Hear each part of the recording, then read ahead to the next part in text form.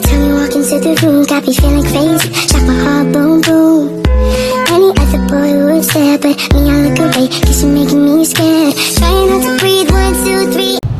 Assalamualaikum warahmatullahi wabarakatuh. Di sini perkenalkan saya Nabila Yaizinya dari program studi Pendidikan Agama Islam. Saya ingin membuat suatu video yang mana video kali ini mengisi terkait etika profesi guru PAI. Tujuan dari video ini adalah untuk memenuhi tugas mata kuliah yang diampu oleh Ibu Sufiatma.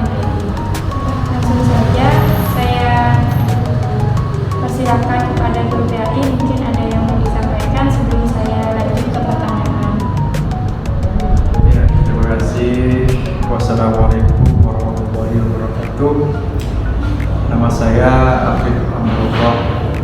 Saya guru PAI di SD salah satu di Pamekasan, tepatnya di Kecamatan Pegantenan, di Desa Palesanggar. Nama SD-nya SDN Palesanggar 5. Itu saja mungkin perkenalan awal. Ya, silakan lanjut. Baik, terima kasih. Selanjutnya langsung saja saya akan mengajukan 10 pertanyaan, yaitu yang pertama, sebagai seorang guru termasuk guru PNS, bagaimana Bapak memahami pengertian etika profesi guru PAI? Ya, untuk etika profesi guru, khususnya guru PAI, sebetulnya sudah kita pelajari di bangku kuliah. Itu menjadi materi wajib bagi kita karena etika profesi itu pasti melekat pada jabatan seseorang. Kalau guru ya saya guru, berarti ketika guru sudah memahami etika profesi, itu bisa dijadikan dasar, bisa dijadikan prinsip, bisa dijadikan pedoman, karena di sana mengandung integritas kita sebagai guru, loyalitas kita sebagai guru, tanggung jawab kita sebagai guru. Jadi ketika sudah memahami etika profesi dari guru, kita bisa berperilaku yang benar sesuai dengan etika profesi kita sebagai guru. Bagaimana Bapak sebagai guru dalam menerapkan etika yang sudah disebutkan, misalnya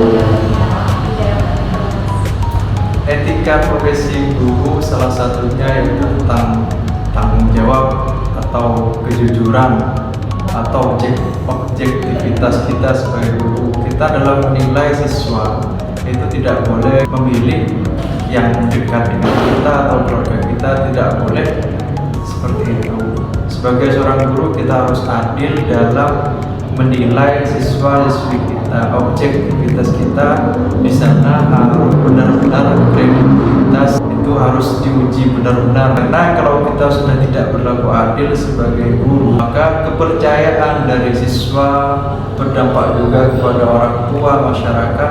Kepercayaannya juga akan menurun, bahkan tidak akan percaya kepada kita. Jadi tanggung jawab kita juga, atau loyalitas kita juga, atau integritas kita sebagai guru juga harus sesuai dengan kode etik guru. Karena di sana ketika kode etik benar, maka kepercayaan dari masyarakat, pembelajaran itu lebih kondusif. Jadi dalam menilai itu harus bersikap adil. Ya, salah satunya. Kejujuran dari kode etik guru kan ada namanya kejujuran. Itu salah satu contohnya. Untuk pertanyaan kedua, menurut Bapak bagaimana seharusnya jabatan profesi itu dijalankan agar mencerminkan profesionalisme di dunia pendidikan? Berbicara soal profesionalisme, guru itu harus memiliki 4 kompetensi agar dikatakan profesional. Yang pertama yaitu kompetensi pedagogik, kedua kompetensi sosial, kepribadian, dan yang terakhir adalah kompetensi profesional. Tetapi dalam guru PAI atau guru pendidikan agama Islam ada 6 kompetensi. Selain 4 itu juga harus ada kompetensi kepemimpinan dan juga kompetensi religiensi, seperti itu. Jadi ketika guru sudah memiliki 6 kompetensi, khususnya guru PAI, maka dia bisa dikategorikan sebagai guru yang profesional. Macam perubahan ini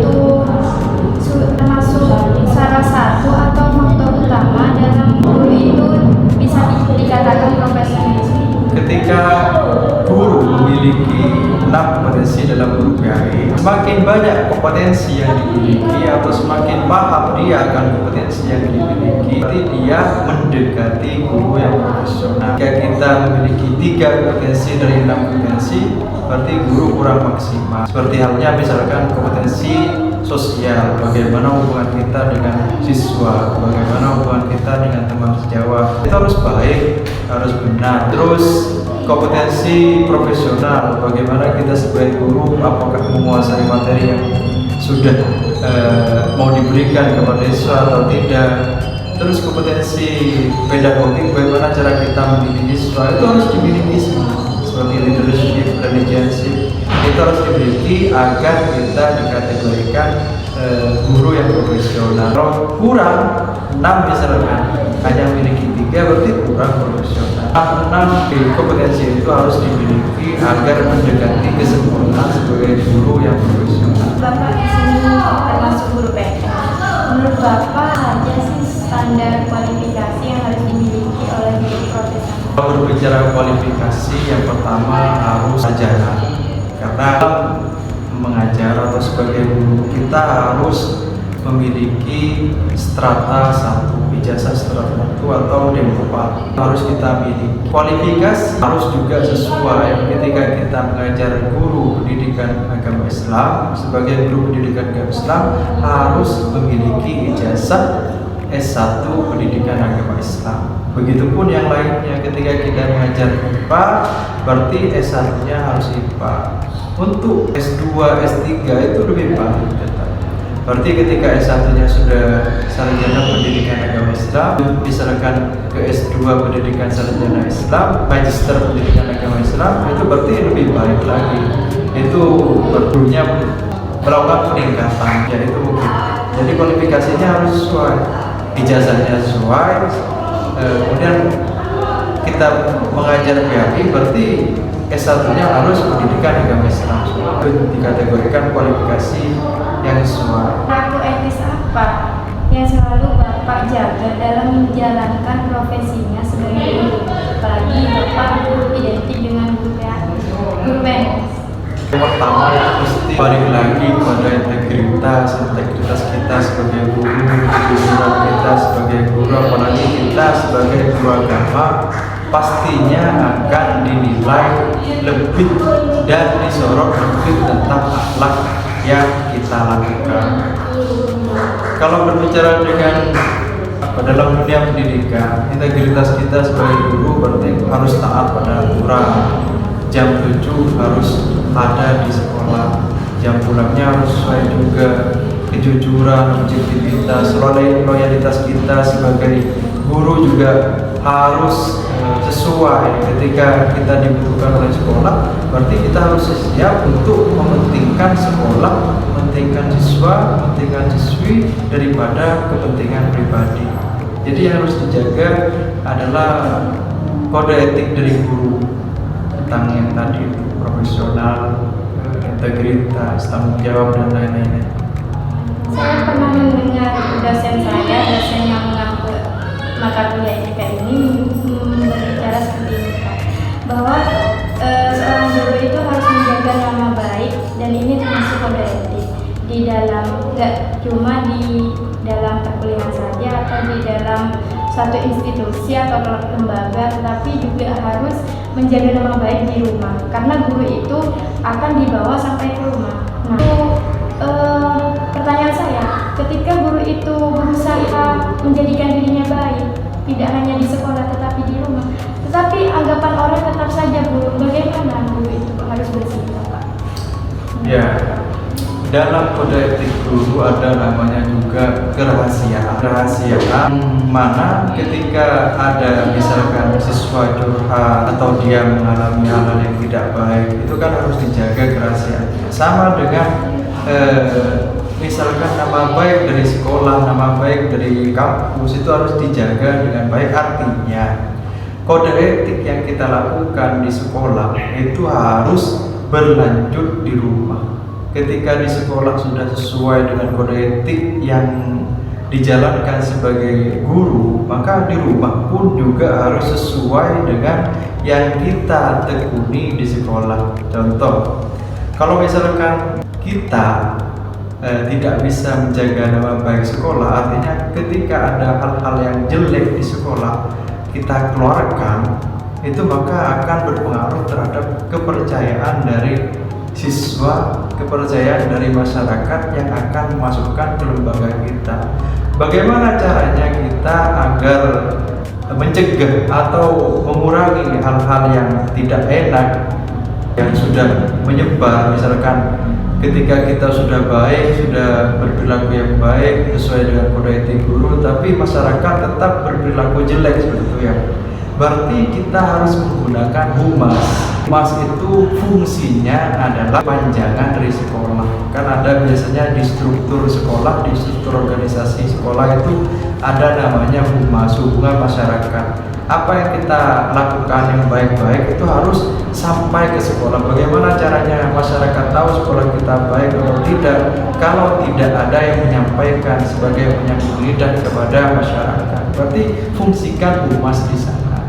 Ada wakaphumas kan, ada wakil kepala hubungan masyarakat. Nah, itu tugasnya untuk membenarkan hal-hal yang ada di sekolah kalau memang baik, juga membenarkan hal-hal yang di luar sekolah jika misalkan di luar sekolah ada hal-hal yang tidak sesuai dengan sekolah. Artinya kalau hal-hal yang tidak baik misalkan bagi sekolah tapi itu tidak benar, itu humas fungsinya di sana untuk menyelaraskan kebaikan-kebaikan yang di sekolah, membenarkan hal-hal yang kurang baik. Jadi hubungan masyarakat difungsikan seperti itu. Pertanyaan selanjutnya itu, bagaimana Bapak melihat keseimbangan antara hak dan kewajiban dalam melaksanakan keprofesionalisme di sekolah? Hak dan kewajiban itu harus berjalan seimbang. Jika ini pendidikan yang baik, pembelajaran yang baik, itu kan kewajiban kita sebagai guru mengajar, mendidik dan sebagainya, itu sebagai memang kewajiban kita. Tapi jika ingin pendidikan pembelajaran yang baik, maka harus didukung oleh hak-hak yang lain juga. Contohnya, misalkan kita ingin memberikan pembelajaran yang baik, kewajiban kita mengajar agar pembelajaran baik, maka hak-hak kita sebagai guru juga dipenuhi, fasilitas kita juga dibenahi. Misalkan di sekolah kurang LCD proyektor atau kurang sarana prasarananya, itu harus dibenahi agar pembelajarannya jadi baik. Jadi harus berjalan seimbang. Ketika sudah diperbaiki hak kita, tunjangan kita misalkan diperbaiki, itu maka akan berdampak pada pembelajaran yang baik seperti itu. Profesionalisme dengan pencapaian standar Nasional Pendidikan atau NP, seperti halnya tadi yang saya katakan, profesionalisme guru harus memiliki 6 kompetensi kalau guru PAI.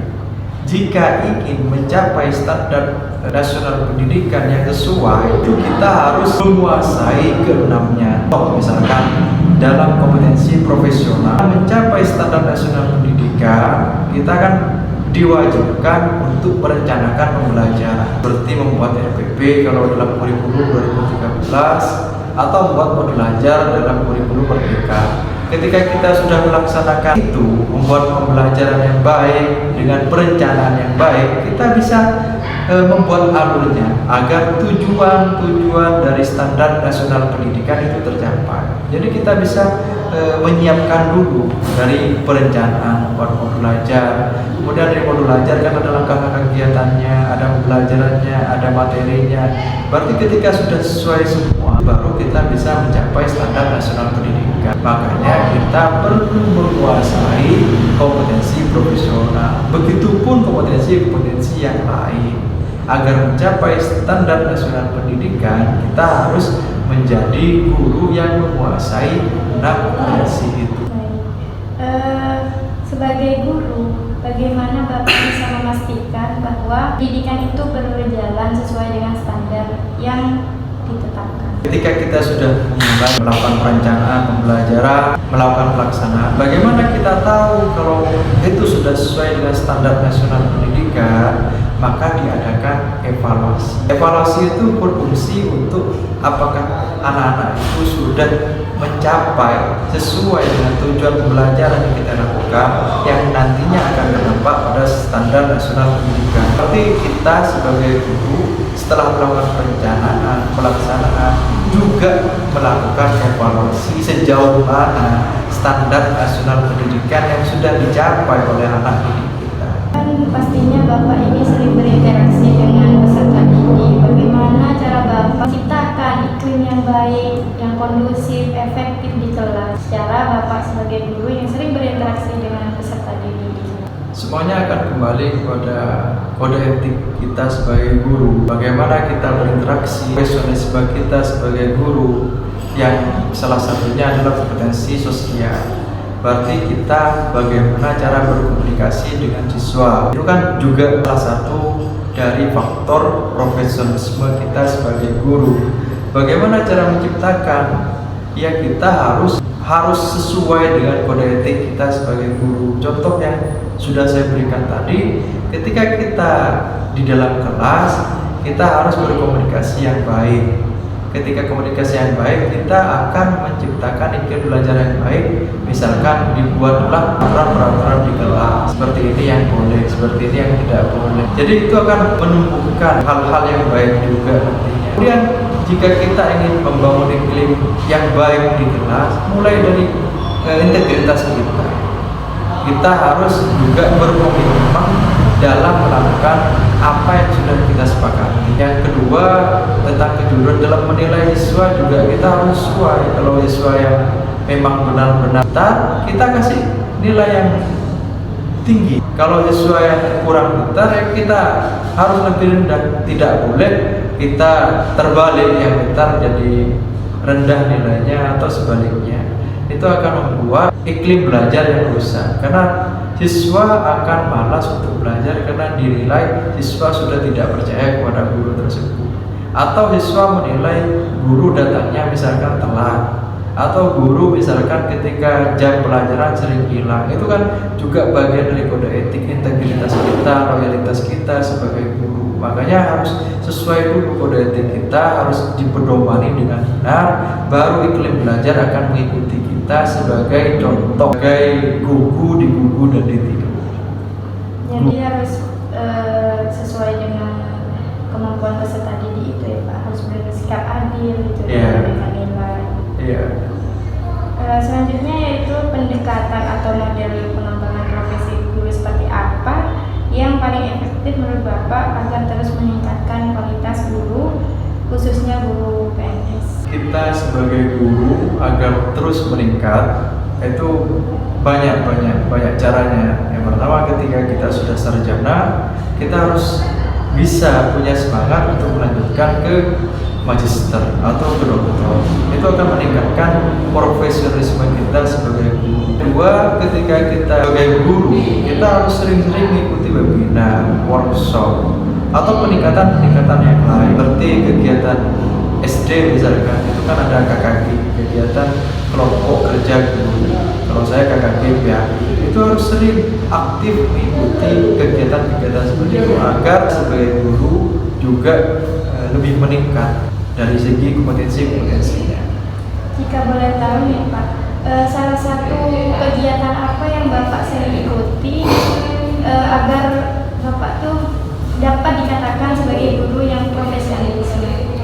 Yang pertama, ketika saya sudah sarjana, saya sudah melanjutkan sampai magister, sampai lulus, dan saya juga berniat untuk terus melanjutkan studi sampai doktor. Kalau di lingkungan sekolah, saya sering mengikuti KKG PAI. Itu di dalamnya membahas tentang pembuatan modul ajar.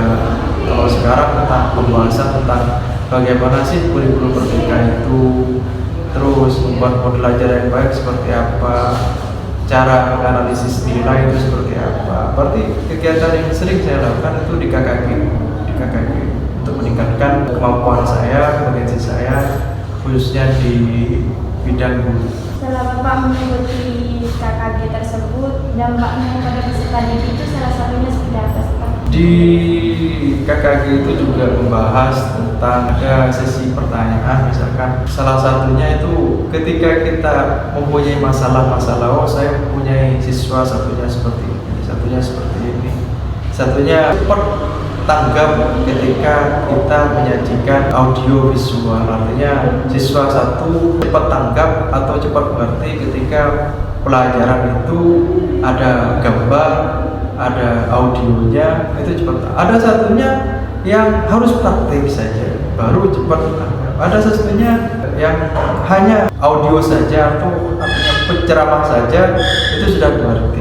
Itu bagaimana cara membuat mereka itu mengerti dalam satu waktu. Berarti kita sebagai guru, itu yang saya dapat di KKG, ada namanya pembelajaran berdiferensiasi. Jadi pembelajaran itu dalam satu waktu, guru itu tidak hanya menggunakan satu metode dalam menyampaikan materi. Itu pembelajaran berdiferensiasi itu kita bahas dalam KKG. Bagaimana sih pembelajaran berdiferensiasi? Dalam modul ajar itu atau NPP kalau misalkan di 2013, bagaimana sih cara membuatnya? Itu saya dapat di KKG. Dampaknya sangat besar. Ketika kita sering ikut aktif mengikuti KKG, berarti dampaknya dalam pembelajaran itu sangat besar. Akan berdampak juga kepada siswa-siswi yang bisa membuat mereka itu lebih paham. Ya, intinya guru itu harus mengikuti perkembangan agar peserta didik itu tidak kaku atau tidak vakum dalam pembelajaran, seperti itu. Ya baik, mungkin itu saja pertanyaan dari saya. Terima kasih Bapak, mohon maaf sebelumnya mengganggu waktunya. Cukup, mungkin Bapak ada kata-kata untuk hari ini. Untuk kata-kata hari ini mungkin akhlak itu harus dikedepankan daripada ilmu. Baik, terima kasih. Saya tutup video kali ini. Terima kasih sebelumnya Bapak. Wassalamualaikum warahmatullahi wabarakatuh.